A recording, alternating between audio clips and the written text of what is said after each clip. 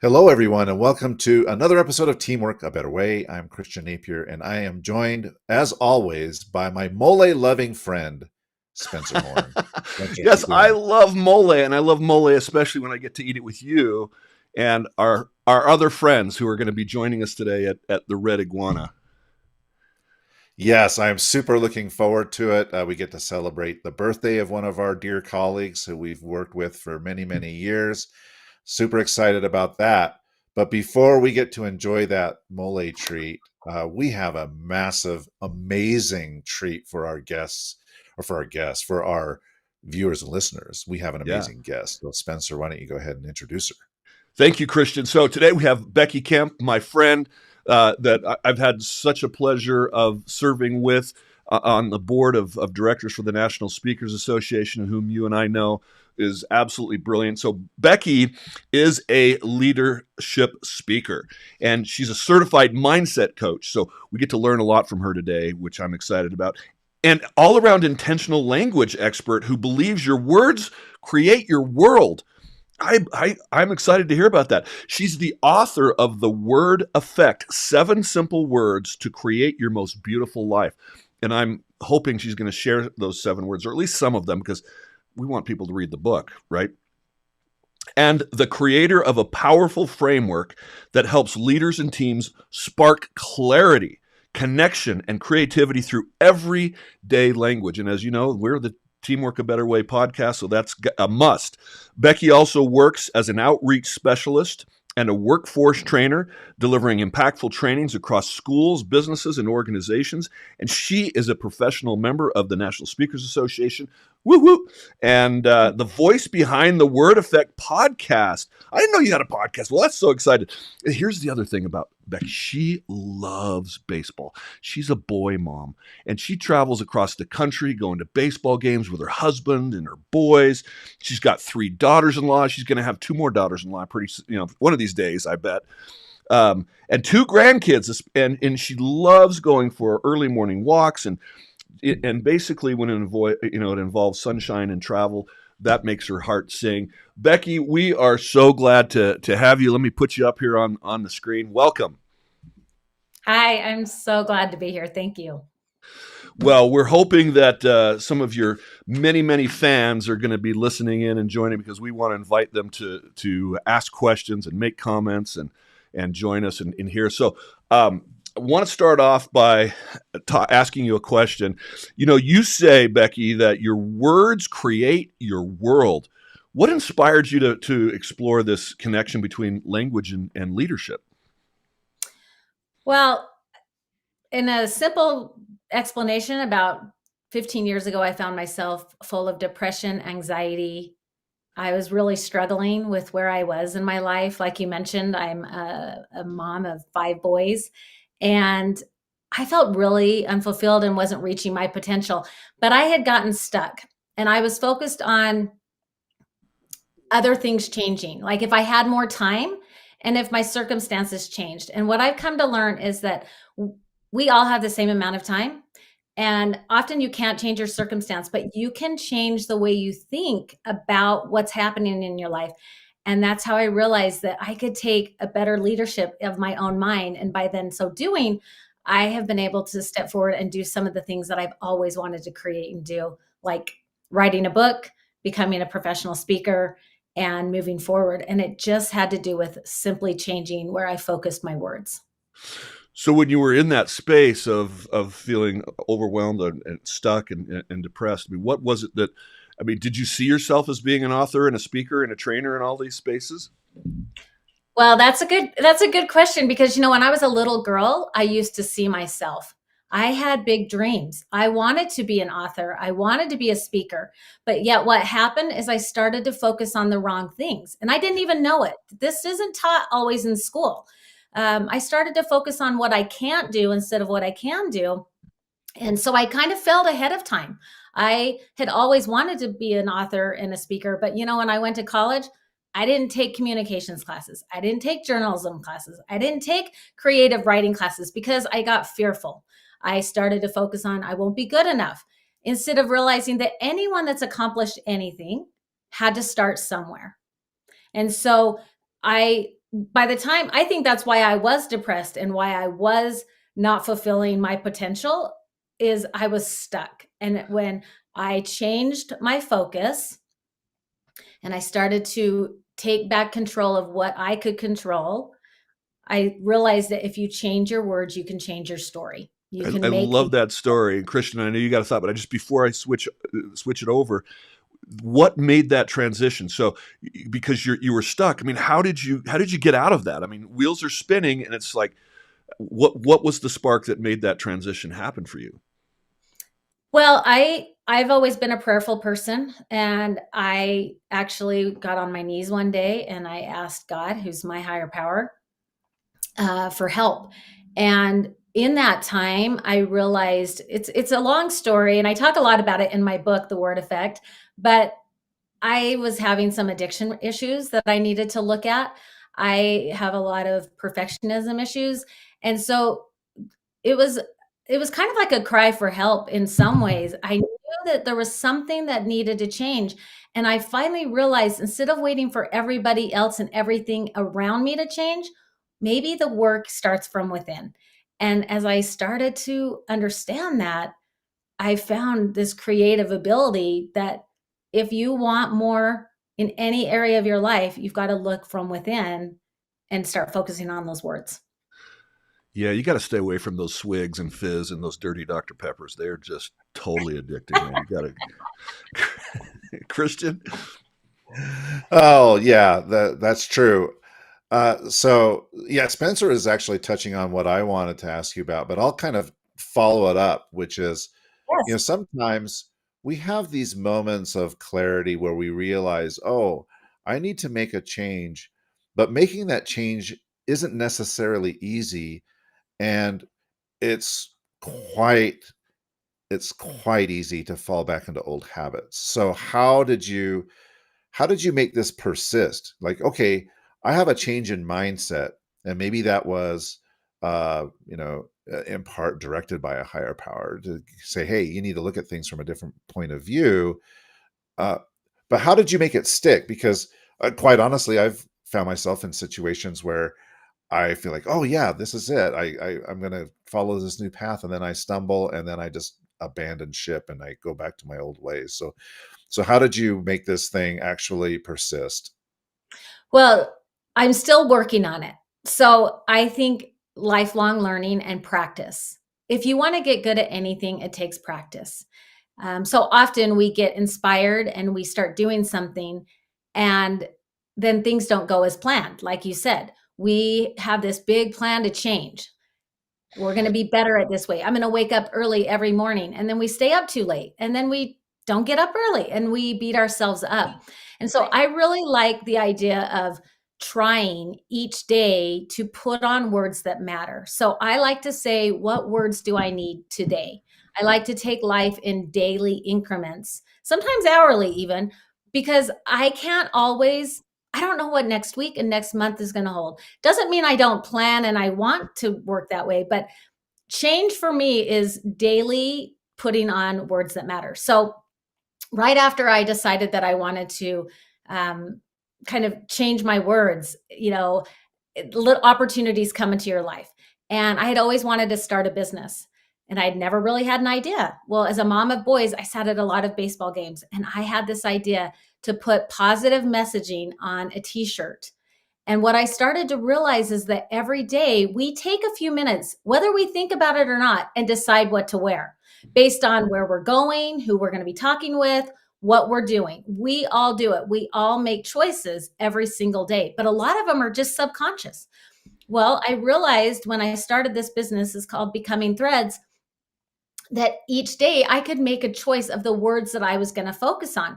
And the words were positive messaging, like grateful heart, easy does it, first things first, choose happy, right? Just fun things.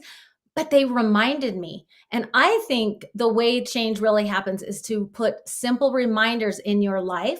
So when you do falter or when you do stumble, as you mentioned, you just pick yourself up and you celebrate what you are doing and you keep moving forward. That's how real long lasting change has happened for me, and continues.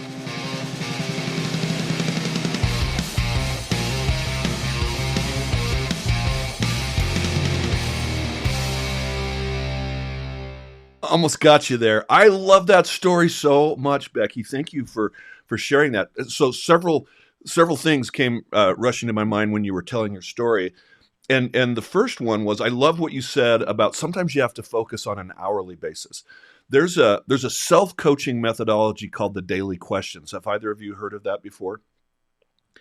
I didn't invent it. It's been around for years and years and years. And what you do is you focus on the behavior that you want, sometimes on a daily basis, but when you're really struggling, sometimes you need to do that on an hourly basis. And the question you ask yourself is, did I do my best to ... So in your case, Becky, did I do in the last hour, did I do my best to use powerful words, for example, right? Or whatever the habit that you're trying to break, instead of focusing on the bad habit, what's the positive outcome that you want instead of that, right? And you were telling us about that you wanted to focus on those words that made your day better. Did I do my best today this last hour to focus on positive words? And it does two things. It first of all, and when you screw up, Christian, you can't judge yourself, because that then you'll stop doing that, right? It's just, be curious. Why did I struggle this past hour? And then you're focusing your mind on that behavior that you want. And then over time, instead of hourly, you do it daily. And then after a while, that becomes a habit. And then you can work on the next one thing that you want to get better at. And the second thing that I love that you talked about is just the subconscious choices that we make, and putting on clothing that had positive words actually told your brain how to behave and what to believe and how to show up. And it was a simple thing. It's like, if people think that the clothes we wear don't matter, they do. I mean, when we dress a certain way, we feel differently, and it's a psychosomatic response. And I imagine, based on your experience and in my experiences, when we use different words, it has the same effect, and it impacts our thoughts and our brain and how we behave, doesn't it?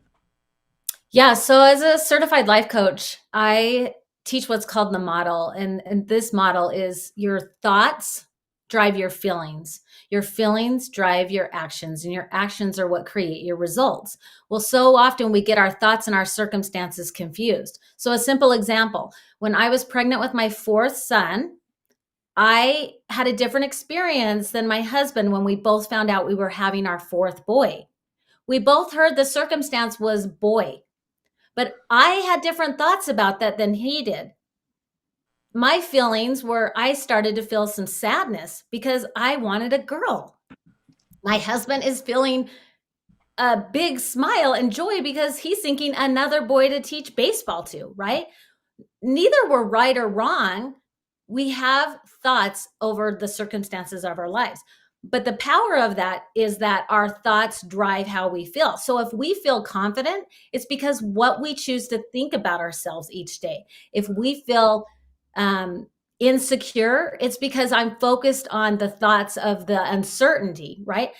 What's so awesome is we have the power to change that. Now, I didn't have the power to change that my fourth son came out a boy, but you know what? I love and adore him, and I'm happy and content in my life. Well, how is that possible? It's where I chose to focus. I chose to decide, I'm going to be the best boy mom I can be. I'm going to embrace the life that I've been given instead of always wishing I had something else. That was only by just learning to direct my thoughts to how I wanted to feel. So a lot of times as a leader, and especially in a team, like, what is the feeling that you're wanting for your team? What do you need to be putting on thinking about each day? And then you start practicing that. And then you evaluate. Did we feel that way going into that project? Were we confident? Were we prepared? And if not, then you get to acknowledge that, and you get to redirect and go, okay, where can we improve? We celebrate our wins, but then we always ask ourselves, what can we do more? So I want to come back to the two words that you said for you were very destructive. Those words were "I can't," right? Mhm. And and how you ended up kind of flipping it and saying, okay, well, there are words that really matter. And you've written this whole book about 7 words. And so I kind of want to talk about the genesis of that, how you happened upon these 7 particular words, what those are. Maybe you can just give us a sense of that journey from this very, destructive phrase of "I can't." I don't know if that was the most destructive phase that you were telling yourself, It really was but one of them. yeah, Yeah. how did you get from that to discovering not only that words matter, but here are 7 words that really can make a difference? Okay, so when I was a little girl, like I mentioned, I always wanted to write a book, but I started to focus on that I can't. So a simple example would be I could walk into a bookstore or a library and I would just think every idea has been shared. Every idea is out there. I can't write anything original. I can't do this. And I would look at it from the glass half empty approach, right? Well, as I started my journey and started to reframe where I was focused, I realized one day, wait a minute, there's all these books out there. If all these other people can do it, I can too. And it just shifted everything. Instead of feeling like all the ideas are gone and there's nothing out there, I realized that I have a story, I have an authentic voice, and I have every right to put a book out into the world if I choose to. And so that was the start. So then I started working with a coach. I teamed up with a group of people that had written books, and I started that process. And I was actually on a walk one night, and I realized the 7 words that I wanted to write about. And all 7 words start with the letter A. And they didn't all start that way, but as you start creating and writing, someone recommends, hey, come up with all A words. And so the words ended up being the first word, the powerful word is acknowledge. If you want to change anything or you want to create something, you first have to acknowledge it. The second word is the power of ask. You have to learn how to ask better questions and be in charge of your mind. I think teamwork starts with teaming up with yourself, becoming more intentional with your own language, and then putting it out into the world. The third word is the power of accept. You have to learn to accept exactly where you're at and then find opportunities to move forward from there. The fourth word is the power of abundance, focusing on that mindset that there is enough for everybody. There is room for one more book and one more book. And if anyone wants to create something, there's room for that. That was a big turning point for me. Then the power of action, how to take action to do consistent small things over time. Those little habits like Atomic Habits talks about, or different things, some of those books that we're all really well known for. Taking steps, showing up for your dreams and your creations each day. Then the power of appreciate, appreciating where you're at, gratitude. And then the last of the 7 words is aspiring. What I believe is this is a blueprint or framework that you can use these 7 words to move forward in any area of your life. And these areas are constantly coming into our lives because we're always progressing and growing. And words can be our compass to keep us moving in the direction that we want. You can have a positive.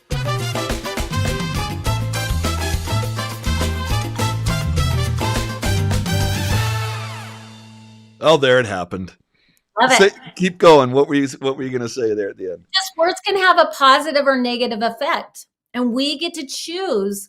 As human beings, one of the things that sets us apart from any other mammal out there is we have the power to choose. We have agency. We get to choose the words we put in our lives each day. We get to choose and redirect our minds. Now, this doesn't mean that we don't have problems. This doesn't mean that life just goes. I sometimes get asked this question. So do you just always think happy thoughts and like you don't ever focus on them? It's like, no, I have real problems in my life.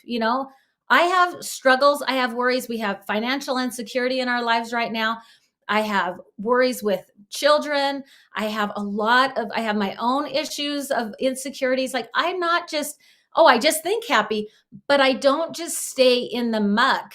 I get up and I do something, right? And that's what a leader does, is we lead ourselves first and then we can lead others. Well, you have been, in my opinion, you've been describing the word effect. We haven't, that's the name of the book. But if you were to just summarize a definition of the word effect so that we could put a bow on the concept that you're sharing, because I mean, I've heard it, but we haven't really tied your philosophy or your belief to that word effect. Would you do that for us? Yeah. So several years ago, I was reading a book by Darren Hardy, The Compound Effect. And he talks about just these small, simple things have they change people's lives. And it's a business book. A lot of us have read it. And I was trying to figure out, I knew that these 7 words had power in my lives. I knew that intentionally putting on words made a difference. And one day I just thought, it's the word effect. It's the exact same idea that there is an effect each and every day with our words. And we get to choose that. We get to choose where we put our focus each day. We can look up and look out and we can notice the good, or we can focus on the negative. The negative is much easier to see and it's much louder. The good oftentimes is hard. We have to train our brain to celebrate the good and to look for the good. So to me, the word effect is a framework of words, and you get to choose that. And so giving people permission to acknowledge what they want out of their lives, and then ask better questions and appreciate where they're at. And so to me, the blueprint is a simple formula that the words you put in your life have power. That is brilliant. And would you please describe for our listeners, why is it that the negative and those negative thoughts have so much power over us? And why do we see so much negativity all around us? And I mean, it seems that that's something that the world is focusing on so much. Why is that? Yeah, there's a lot of studies out there, but one that I'll share is the National Science Foundation has said that the average human being has between 16 to 60,000 thoughts. But most of those thoughts a day is those thoughts. Most of those thoughts are subconscious. I think I'm on the 16 end. 16 thoughts a day, Yeah, Kristen. and I bet as a woman, I'm on the 60,000 thoughts. But I don't know. That's what I've decided. I always say I'm probably on the higher, because my mind's just pinging and going all the time. And we have to stop and be aware to it. But what the study went on to say is that 80% of our thoughts tend to go negative. So let me give you an example. Let's say that, I live here in Utah. I know, Spencer, you like to hike. Christian, I'm not sure if you're a hiker, but we have the beautiful Wasatch Mountains out my window. If we went on a hike, the 3 of us, and we got up to the top of the hike, and all of a sudden we took a turn and there was a big rattlesnake. Well, I don't like snakes. It would have scared me. I wouldn't be happy about it, but we didn't get injured. We're fine.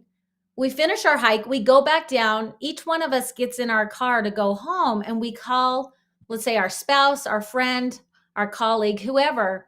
The study goes on to say that 99% of us, the first thing out of our mind would be, I saw a snake. Not that I had a great conversation, not that the hike was beautiful. We might share that later, but the first thing tends to be the negative. It's just, it's a way our brain has been wired to protect us from the cavemen. You and I, we don't have to protect ourselves that way, but our brain tends to focus on the negative. So though we might see snakes in our lives, yes, they're there. We get to redirect and go, okay, but let's focus on the good of the hike. I didn't get bit by the snake. I had a great opportunity to Becky, I'm visit. excited when I see the snake, because it's like, Oh, I'm so excited. Now, if it's a rattlesnake, that's the good news. I mean, riding my mountain bike, I've actually ridden over a rattlesnake, and I had to stop and go back and take a picture of it and video of it. Yeah, and did you share that? Did you share that? Was that the first highlight? Yeah, because I was so excited. I saw this rattlesnake, and I kept my distance, but I was. Yeah. Well. But I get your point, and you're right. It's like, oh my gosh, we forget all the beauty that's around us because of the one negative thing that happens, and it's so true. And I agree. 80% of our thoughts can be negative, and that is sending. It's exactly what you were fighting against, right? When you were thinking, I can't write a book, and I can't be. I mean, I'm a professional speaker as well, and I say all the time. I hear other people have this comparison. Which is really coveting, right? I have this comparison disease when I think, oh my gosh, Becky is so amazing and she's so beautiful. Why would anybody listen to me when they could, get her instead?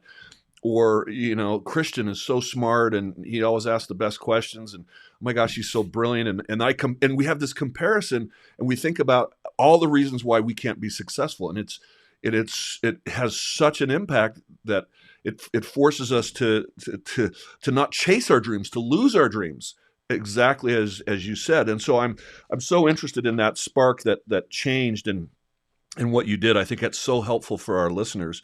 Christian, I've been blathering on. You have another question? I have so Yeah, many. well, actually, it kind of links back to what you just expounded on there, Spencer, tying what you were just expressing with Becky's 7 words.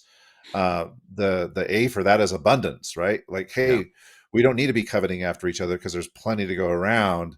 And so that brings exactly. to mind for me that for various people, we may we may find that some of those A's are natural for us, you know. So Spencer, very action oriented person, right? So he gets things done. He's type A for action, you know. Um, uh, but there may be other things where maybe it's a struggle. Maybe this abundance mindset, maybe that's a bit of a struggle for me. Uh, um, Appreciate is natural for me, but maybe acceptance is not, you know. So I'm curious, you know, what you recommend for people as they kind of assess, you know, where they're at. uh, where do they focus their energy? Because you can say, oh well, gosh, I'm pretty good in 2 of these, I'm terrible at 5 of these, and it just seems overwhelming. Like, I don't know if I can actually get this thing done. And I fall back into my I can't mindset. So if I do an assessment of the 7 A's and I feel like I'm pretty good at a couple, but I struggle with many, what advice would you give to people to say, okay, well, this is how you move forward? Yeah, well, awareness is key. So I think acknowledging and being aware that, oh, I am struggling on abundant thinking right now. I am comparing myself. I still struggle with comparison. I still struggle with each of these words at times. Uh, but I become aware to it. And the awareness is then I can ask myself, what do I want to do different? Because compare just leads to despair for me. It doesn't serve me. So when I find myself comparing myself, I get to go, okay, what am I grateful for who I am? And I can go into appreciating who I am, and I can appreciate other people. When I appreciate other people and their amazing talents, I don't compare myself anymore to them. I feel a lot better. It just changes where I focus. So to me, it's that awareness. And what I have in the book, each chapter is about a word, so you can focus in on that word, and at the end of each chapter there is some prompts and different things. I also have a video course that if you go to my website under the store, there's how to discover the word effect, and each word I talk about for 15-20 minutes, and you can buy this small course, because I really do believe we need reminders. We need little things to remind us. That's why to me, it's a framework. I don't think you're one and done. I've learned abundant thinking and I'm never going to get challenged with that again. It's like any organization. We constantly have to keep moving it forward because we don't know what comes, right? We have to keep practicing. So we have to be aware of where success comes. And by becoming intentional with words, that's a really great way you can speak your success. That's how I help people move forward, is that reminder. So what are the reminders you need? And where are you going to put them in your life?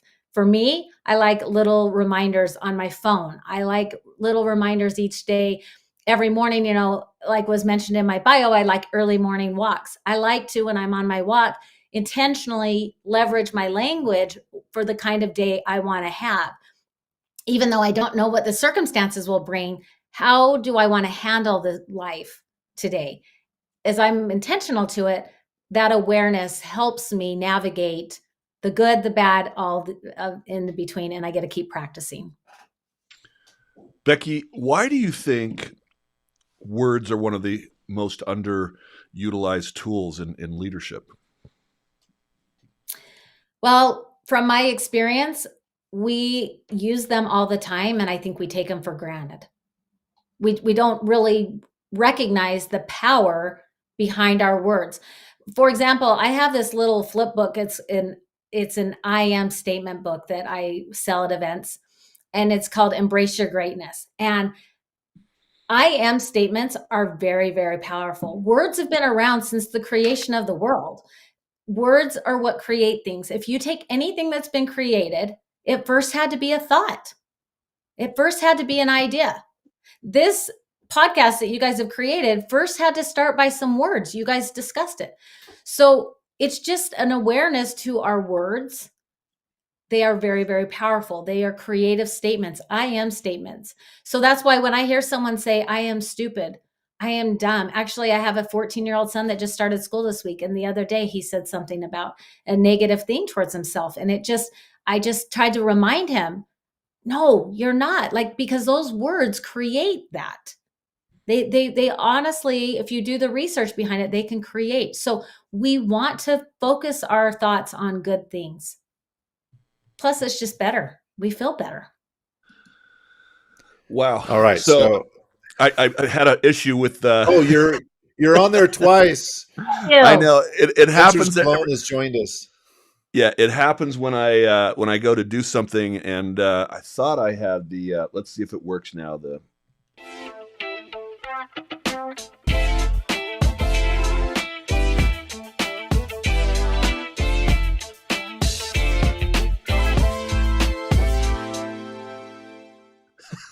Every once in a while, when you do this live, it goes a little crazy. But Becky, I love that the words create our reality, and I just, if you would indulge me for a moment, there's this idea of the expectancy, what's called the expectancy theory. It's now known as the Heisenberg principle. So 10 years after Einstein developed the theory of relativity, two Dutch physicists, Niels Bohr and Werner Heisenberg, if you've ever heard of them, were studying subatomic particles. And don't ask me how to explain it, but as they were studying these particles, they behaved in expected ways. In other words, they showed up when they expected them to. And they're like, how does that even make sense? And what they figured out is that as their thoughts were actually impacting the behavior of these subatomic particles. And they won a Nobel Prize for it. It's basically all there. And if you think 10 years earlier, what's the theory? I mean, basically what Einstein said is E equals mc squared, which is what? Energy can be transferred into matter. Yes. Matter can be transferred into energy. Basically, what are thoughts? Thoughts are energy. And higher the higher the energy, the greater the outcomes that we create. And so this whole idea is our thoughts are powerful, not just, when we say, what is it? Your attitude is catching. It's literally scientifically based. It's not a matter of, a platitude or anything like that. And so we actually have a responsibility when you know that to choose words that are powerful, because we're impacting our own lives and others. I think Stephen Covey called it the 90-10 principle, right? You can't control the 10% of life that happens to you. You were talking about the bad things still happen, but you can control how you respond to those. And that's the 90% that starts to create more of our universe and more of the outcomes that we want. And, my mother didn't choose the cancer that took her life, but she chose how to respond when that happened, and she chose to live the life the best that she could with those circumstances. And she was such an inspiration and had lived longer than doctors said, but it was, I think, so much to do with her thoughts. So forgive me for going on, but well, Christian, I so agree. I just want to jump in and say that's the thing. You still have hard things in life, right? And things don't go as planned many times. But yet there is an essence of joy we can have in life. And that's why I loved, being here with you guys when your podcast is called Teamwork, A Better Way. And I know you're talking about teaming up with others, but teaming up with ourselves and the language we use starts it, right? Like we have to be like, what made your mom decide to make the best of that situation? What was that, right? Because someone else maybe chose to do differently. And we're not here to point fingers. We're here to give people permission that as life gives us ups and downs and all the in between in our business, in our personal, in any aspect, I have power though. Where do I want to choose?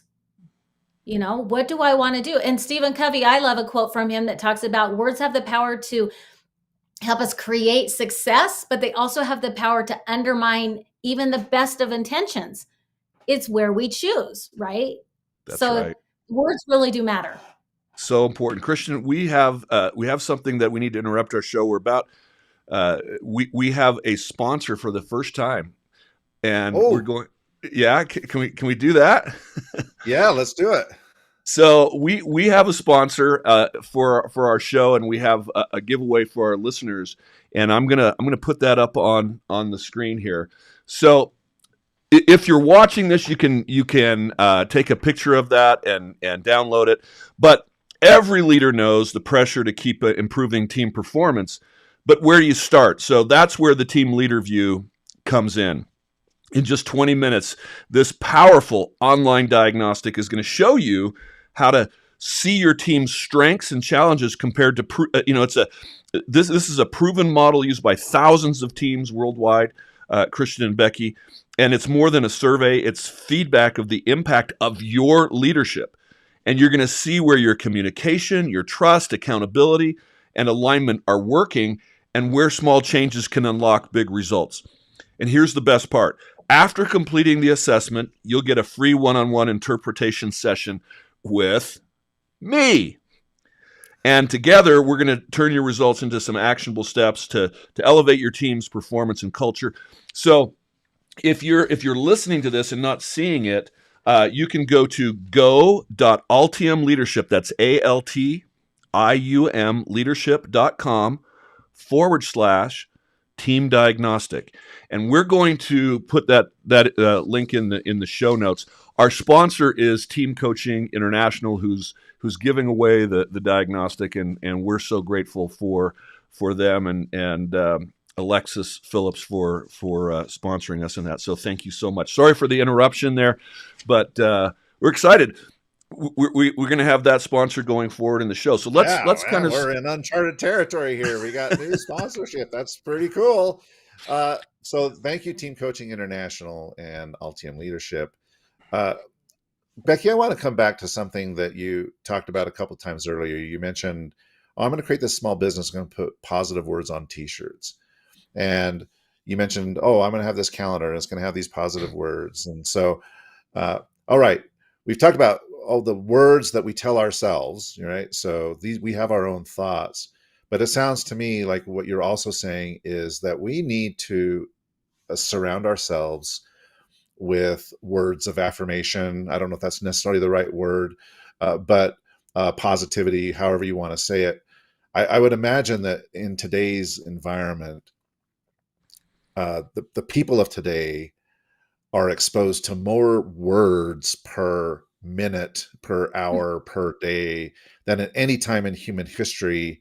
And those words can have impacts on us. And so I'm curious if you have any thoughts about how we can surround ourselves with the words that are really going to help us instead of, doom scrolling or doing whatever we're doing. And, because there are just hundreds of thousands of words that we're getting inundated with every day. So how do you go about not only just saying, okay, I'm going to control my thoughts and so on and so forth, but I'm going to take action and control the environment around me so that my environment is uplifting me instead of dragging me down? Yeah, what a good question. And it really is that choice, putting on good words. I remember when COVID started happening, and that was when I had decided to get certified as a life coach. And of course, when I started this process, all of a sudden my kids are home from school. I'm having to be their teacher, and I'm thinking, wait, this is not supposed to happen. And if you turned on the news at that time, of course, it was so unsettling as a mom, as a wife, as a human being. There was so much uncertainty. And I remember being trained and realizing, okay, for anytime I listened to 30 minutes of negative on the news, let's say, or the doom and gloom, put 30 minutes of positive in your life too. Right? So I couldn't just, I guess I could, but it wasn't serving me to just listen to all the doomsday things. So instead, I had to make conscious choices to find a positive podcast, let's say, or read a good book, or read something that brings joy into my life. Every day, I try to put good words in my life that I read. Another thing is the music I listen to. I have playlists that one of them is like my Made for Joy playlist. And so when I'm going to go speak somewhere and I feel those like butterflies and just the apprehension. Like, I hope that this message hits the person that's there to get it. I can listen to these words and they impact me. So what I want to remind people is you find the words that impact you for good. But if you start to notice them, if you're on your social media and after 20 minutes, you don't feel good about yourself, that's an awareness and go, wait a minute. What am I thinking about myself? Well, for me, I'm starting to compare myself to everybody else. So it's like, okay, what do I choose to do now? If I give myself 20 minutes to look at, Facebook and what do I do differently? So we have to put good stuff in our lives. I don't know that we can totally get away from the negative. It's there, and different things trigger us to focus on negative. But again, I heard, I was teaching an emotional intelligence workshop to a bunch of business professionals. And one of the leaders said that every day, their organization meets together and they celebrate the wins that they had the day before they start their day. Just that little reminder makes things better. And then they can talk about what they might be struggling with or where they need help. It brings unity and connection with their words.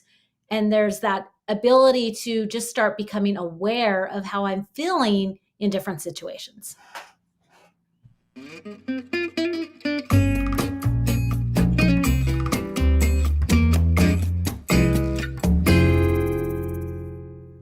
So is there a way for teams to create shared language that strengthens trust and improves psychological safety in your experience?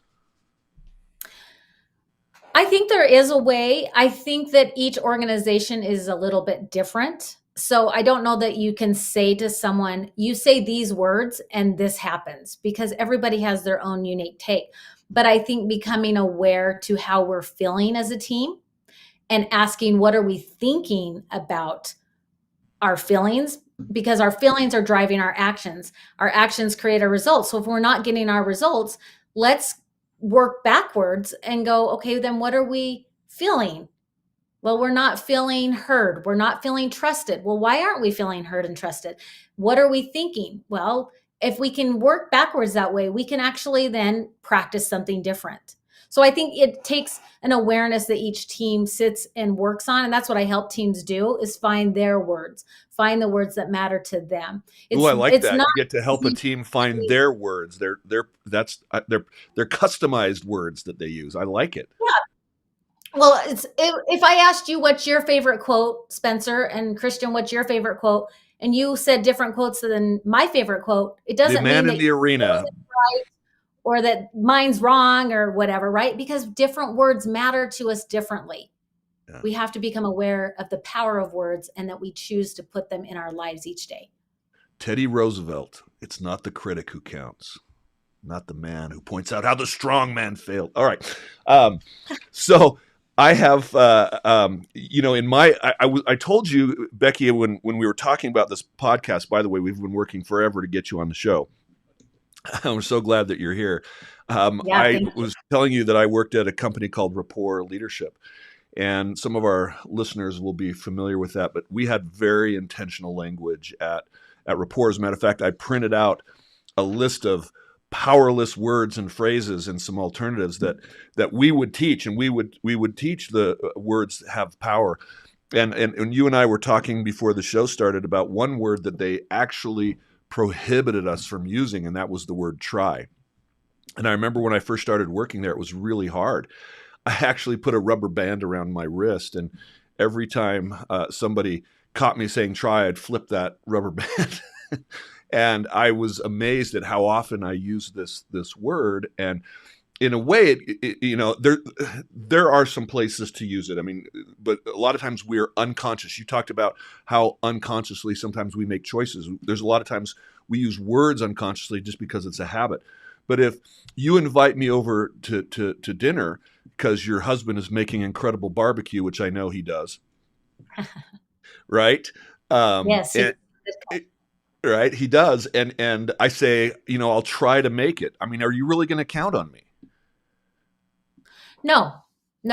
There's different power to different words, right? Like, and the context that you use them, it's like, if I try to do something, are we really committed to it? Probably That's right. not. And right? there's a time where that's appropriate, but they wanted us to eliminate that because they wanted us to use very powerful language. And so I'm going to But do a what I little love test about with you. it, you had that reminder, you flipped the rubber band. See, you Yes, set something in your life to remind you to start becoming aware to changing it. that's Because right. it is something we have to change. Like you're like, well, wow, I didn't realize how often I did it. You It became was aware and then so you started often, and now practicing it. I'm very aware. If I use it on purpose. Exactly. You become intentional with your language. You get to leverage your language with intention, which is so Okay, powerful. so I've got some powerless phrases, Christian. I want to have you answer and then see what Becky comes up with. All right, here we go. How about maybe I'll make to dinner? Maybe I'll make it to dinner. I'm not going to have time, so can we schedule for another time? I went the flip side rather than making a commitment. I'm just going to let you know right now, because sometimes we do this. Oh, maybe because we don't want to let somebody down because So I'm just going to say right up front, sorry, I can't do it this day, but would Well be done, more than Becky. What happy would to you do it. say? Well, actually, Christian, I really like that. That was exactly what I was thinking. I think be honest. So if you can make it, go. If you're unable to make it, that's probably why you're saying maybe I'll make it. That's a Just be powerful honest. response too, even if you can't make it, right? Yes. Honesty. And that's what the power of acknowledge that first word is the honesty of, yeah, I can't help you right now. I can help you tomorrow instead of saying, I'll try to get to it, right? Because then that leads to distrust and we don't understand why they're not committing to what they did. So yeah. I should. Christian. All right, I will. Becky. I'm not super enthusiastic about it. I'll do it. Well, that is one of the words that I tried not to say because sorry to say this, but we don't want to should on ourselves is That's what right. they say, right? So I like to say that is a time where I like to be aware and go, I'm going to try this again, or I didn't get to it today. It's just an honesty piece. When I should on myself, it's never good. It Yeah. always brings shame. So Christian, I know you might reject this a little bit, but I would like to take a vacation. Why would that be powerless? What would you say instead? I would like to take a vacation. Well, I'd like to, but I can't. I mean, that's the but always. If you say I would like to, but usually follows that, right? So I'm just setting myself up for a but. I can't do it. So I I should was say, talking. yeah, I was I'm talking to taking Jana a last vacation. night. We were looking at some pictures. We've got some international travel coming, and we were looking at pictures of Greece and Santorini. And you know what she said? She says, "And never in my life did I believe that we would ever go to those places." And we actually made a goal, and I have the whole chart here of these plans of places that we wanted to go and do, and we decided that we would do things. We didn't know how we were going to do it, but Mhm. we changed the language and we figured out a way to make it happen. And in very unexpected ways, we are now traveling the world. And but if I say, I'd like to, but I can't, so this is I will. And she's like, I want to go to Greece, and I said, all right, we're going to figure that out. I didn't know how we were going to do it. We did it, and we're going back again in October. So Well, and it's because you thought about it. You started to create it and you put your mind to work. So I would just want to jump in. There's a thing our brains all have called the reticular activating system. the And Raz, our brains, yes, the RAS, our brains are wired to focus where we process them. Our brains are just big processors. Becky, this We is get why to, men don't wake up at night when the baby's crying. well, that could be why. I don't know. I don't know. But I The just Raz know that doesn't respond. we get to choose. And so when we start thinking we want something in our lives, then our brain starts to look for it. So one of the most powerful things is focusing on how do I do this instead of why. So when I teach and when I coach and when I speak, I talk about the power of asking better questions. When something like I want to go on vacation, the truth is you're not going because you're putting something else as a priority, which doesn't mean it's bad. Just be honest about it. But if you want to go on vacation, you start asking yourself, how do I get there? not why don't I have more time? How do I do it? And then you start making those choices. When we tell our brain how, when we ask questions with how, our brain goes to work for us and it looks for solutions. It's so awesome. When we focus on why is this happening, our brain actually focuses on the obstacles and it will show us more obstacles. So I love to ask questions with the how. How do I move forward? How do I create this? You, Spencer, you and your wife wanted to travel more. So you said, how do we do it? And I loved what you said. Ways are coming into your life that you didn't even expect, but you're creating what you wanted. It is happening because you're focusing on the how and not, well, why.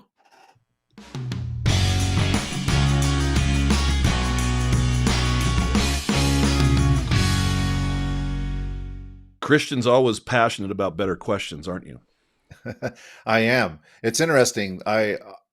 Because I've done interviews with a lot of people for, in my profession, and we've tried to consciously avoid the why questions because the why questions can put people on the defensive, so they feel like they have to justify it. And I think, extrapolating that to my own self-assessment, if I ask myself why questions, then my brain, as you were talking about, which is designed to keep us safe and prove us right, as our friend Dr. Paul Jenkins always says, starts to go into like courtroom mode. Like I start trying to defend why I can't do this and that and the other, right? So my brain is trying to protect myself and justify why I can't do these things. So I think the strategy of going to how is brilliant. I think that's an absolutely brilliant strategy. So I appreciate you sharing that.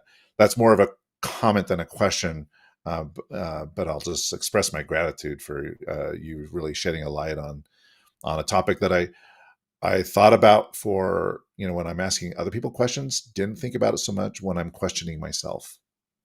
Yeah. That's a great insight. And it's a practice. It's a practice. Like I said, I have to practice it too. I could find myself wanting to sit down and go, why is this happening to me? Or I can, when I get out of like the, poor me mentality, I can go, but how do I step forward? How do we work through this? Anytime there's an obstacle in our lives, there's always a solution. But we have to keep moving forward. We have to keep moving forward. And words help us keep moving forward, sometimes slower than we think. But how do we move forward in this area or that area? It's a practice every single day.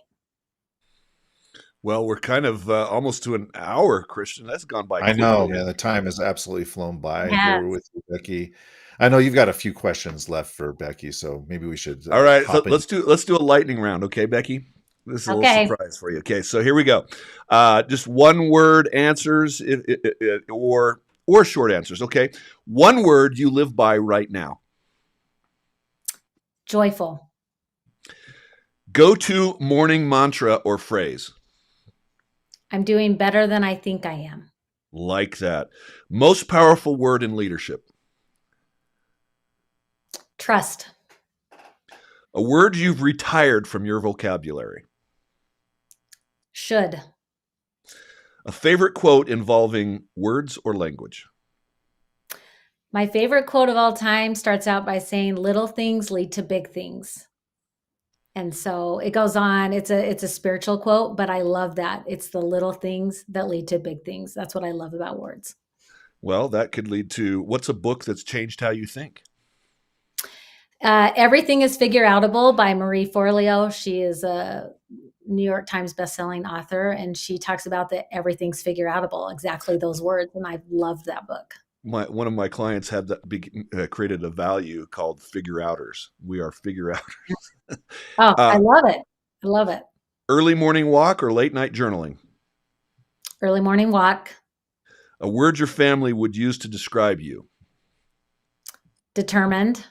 All right. That's good. Well done. Yay. That wasn't too That hard. was awesome. I love that. Well, I think it's about time for us to put a bow on this really insightful episode. Becky, thank you so much for taking time out of your super busy schedule to join us here. If people want to learn more about the work that you're doing, your coaching or speaking opportunities, training opportunities, what's the best way for them to reach out and connect with you? Yeah, it's been a pleasure. Thank you so much. The best way to reach out is just go to my website, becomingwithbecky.com. And there I list all my speaking and different opportunities. There is a free ebook that I have called The One Word Way that people can go to my website and they can download. It's a PDF. And it's these simple 3 words, focusing on what I can do instead of what I can't, focusing on how instead of why, and then and instead of but. It's a simple reminder, and I invite people to use that with their companies or with their families or in their personal, professional. And it's just my free gift, and you can find that on my website. We will put that in the show notes. Yeah, that'd be awesome. Absolutely. So we'll be coming with Becky. Everybody go there. We'll put that in the show notes. And Spencer, you've been helping out organizations for decades build higher performing teams. If people want to learn more about how you can help them become higher performing team leaders or team members, how can people get in touch with you? Just reach out to me on LinkedIn. Message me, Spencer Horn, on LinkedIn. And Christian, Becky, I always love to have people meet my friend Christian because he's so brilliant and asks incredible questions. And a lot of his clients love him for that. So if you're looking to ask better questions in your organization and you need somebody who's a brilliant mind to look at things differently, you need to find Christian. And how do they do that? Oh, that's very kind of you, Spencer. LinkedIn is great. Just look for Christian Napier on LinkedIn. You'll find me there. So thank you for taking an hour out of your schedule, Becky, as well as you, listeners and viewers. We appreciate you so much. Please like and subscribe to our podcast, and we'll catch you again soon.